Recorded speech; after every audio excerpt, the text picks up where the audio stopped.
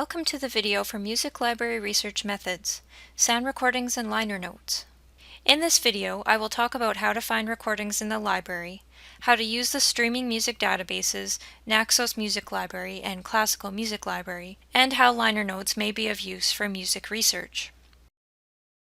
The University Library at the University of Saskatchewan has a large collection of recordings that are available to you. You will find a variety of formats, including a large selection of CDs and LP records. The library also has equipment available to play back sound recordings. The best way to search for sound recordings in the library collections is to use the library catalog. Searching for sound recordings is very similar to searching for musical scores. If you're looking for a recording of a particular piece of music, use a combination of search terms, including the composer's name and keywords from the title. Make sure to limit the format to musical recording.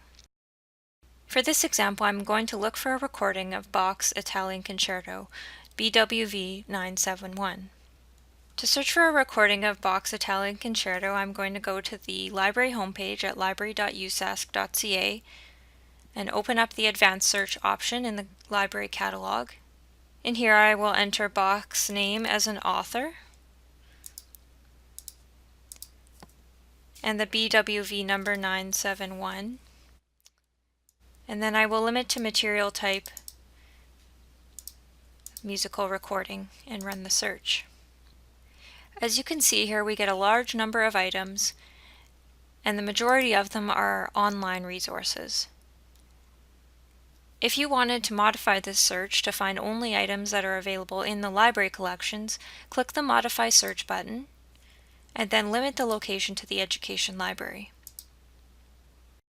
If you're looking for a recording by a particular performer, you can include their name as an author in combination with other search terms.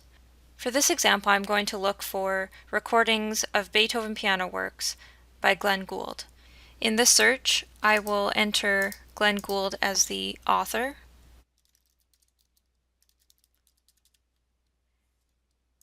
and I will also enter Beethoven as an author.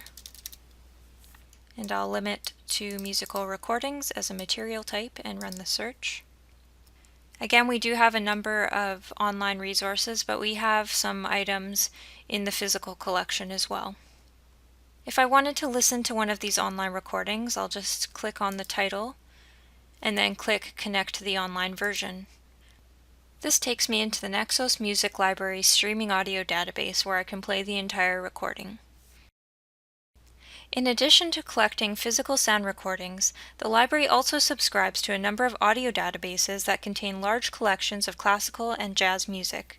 The two leaders in streaming music databases are Naxos Music Library and Classical Music Library.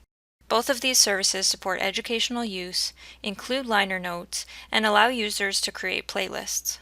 Naxos Music Library also has an app for iPhone and Android. Links to the audio databases can be found in the Music Research Guide under the Find Recordings link on the left-hand side of the page. Naxos Music Library is the larger of the two services with over 100,000 CDs, representing over 7,000 composers. The strength of Naxos Music Library lies in its classical collection, although it also contains a variety of other genres, including jazz, world, and popular music. To access Naxos Music Library, click on the title here, and then click through to Connect. The keyword search box at the top of the page is fairly flexible with keyword searches. Usually, I'll just enter information about the composer, title information, and performer, and that is enough information to identify a number of recordings. For example, if I'm looking for recordings of Glenn Gould playing Beethoven, I can simply enter these two names in the search box, and this will take me to a list of over 70 recordings. Click on any one of the titles in the list to see a track listing. From here, I can check the boxes beside the tracks that I want to listen to, and then click Play Selections, which will launch a media player. The information button beside each track leads to more information about that piece. Most recordings in Naxos Music Library come with liner notes in PDF format. If the notes are available, they will be linked on the left-hand side of the page. Naxos Music Library also has an Add to Playlist option. Select the tracks you want to add, and then click the playlist button on the side of the page. In order to use this feature, you will have to set up a student account. To do this, click on the Playlist tab, and then click on the Sign Up button. Fill out the form, check your email for a verification message, and then log into your account. The student account is also used to log into the Naxos Music Library mobile app.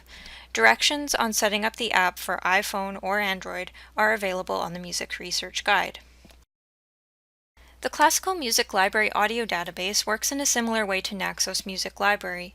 It includes over 55,000 albums in the classical genre. The Classical Music Library link is located on the Find Recordings tab on the Music Research Guide.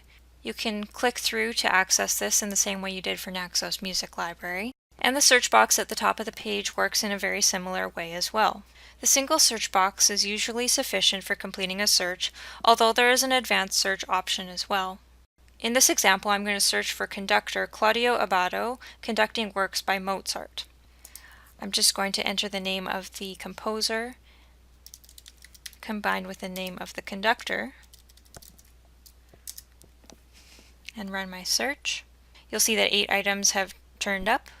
On the left-hand side of the page, you'll see a summary of your search results, including a list of titles and ensembles. Click on any one of these items to listen to the recording and to see a complete track listing.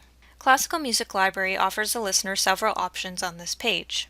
For detailed guidelines on using the media player in Classical Music Library, see the video link embedded in each web page.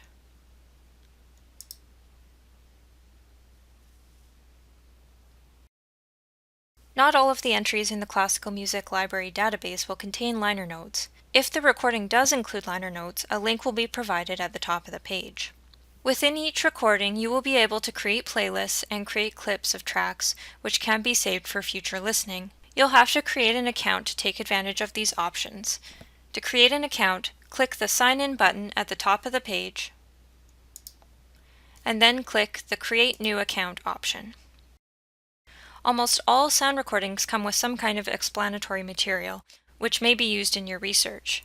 In some cases, liner notes may be the only source of research on your piece of study.